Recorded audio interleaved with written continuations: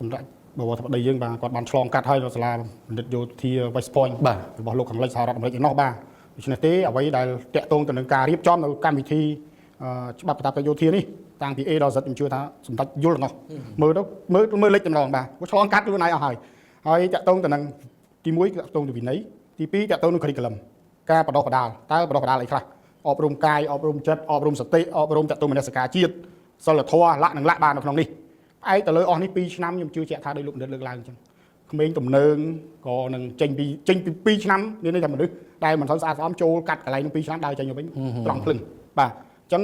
វាជួយបាទវាជះផលផងដែរមិនមែនតែតាក់ទងទៅវិស័យការពារជាតិទេវាជួយតាក់ទងទៅនឹងការកសាងមនសិការជាតិស្មារតីស្នេហាជាតិវាពាក់ព័ន្ធទៅនឹងវិស័យផ្សេងដូចជាវិស័យក្មេងទំនើងជាពិសេសចម្លើកមួយទៀតឲ្យតែក្មេងទំនើងបដៅលេខស្ដាប់យកទៅដាក់វត្តបាទហើយវត្តលោកមានទៅគ្រប់គ្រងពួកនឹងបានណាបាទមានករណីហ្នឹងដែរនៅពេលបច្ចុប្បន្នបាទអញ្ចឹងក្មេងទំនើងមិនបដៅលេខស្ដាប់យកទៅបួសមិនអញ្ចឹងឲ្យលោកដិតធ្វើឲ្យខូចពុទ្ធសាសនាយើងមួយចំនួនដែរដូច្នេះកុំឈប់ទំនើងក្នុងវត្តទៀតបាទខ្ញុំមិនចង់និយាយប៉ះពាល់ទៅដល់វិស័យពុទ្ធសាសនាទេប៉ុន្តែ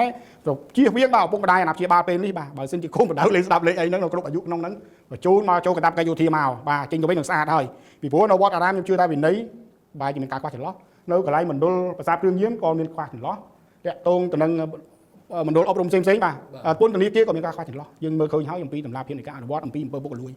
កូនគេអ្នកមានលុយលក្ខណៈបាទយើងដឹងហើយនៅវិស័យទាំងនេះវាព័ត៌មានច្រើនណាស់មិនមែនខ្ញុំចេះតែនិយាយទេខ្ញុំនិយាយចំបានតែខ្ញុំអត់និយាយអស់ទេអញ្ចឹងមានន័យថាបើសិនជាចូលកន្លែងយោធានេះតាមរយៈការពង្រឹងវិន័យតាមរយៈ curriculum ការបដិបដាលគ្រប់មុខវិជ្ជាទាំងអស់នេះបាទហើយខ្ញុំជឿជាក់ថានឹងចេញមកមនុស្សមួយដ៏មានតម្លៃអីខ្លះតម្លៃតាក់ទងទៅសិលធម៌វិន័យ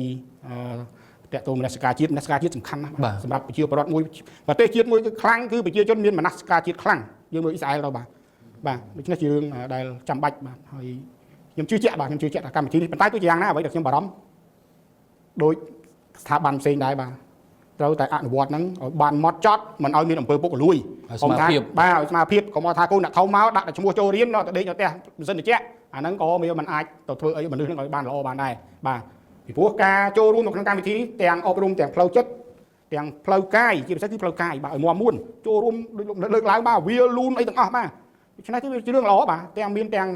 កម្លាំងពលំរាងកាយយើងមាំមួនហើយទាំងសតិអារម្មណ៍ផ្លូវចិត្តរបស់យើងហើយក៏ដូចជាជំនាញមិនមែនតែជំនាញយោធាទេដូចចំណែកលើកហើយចប់ពីនេះទៅអ្នកដែលធ្វើការហ្នឹងព្យួរហើយមកទៅធ្វើការកន្លែងដើមវិញក៏យើងមានជំនាញតាក់ទងការធ្វើការងារជាក្រុមយើងមានសិលធម៌ជាងមុនយើងគោរពវិន័យជាងមុនធ្វើការងារមានប្រសិទ្ធភាពជាងមុនដែរបាទ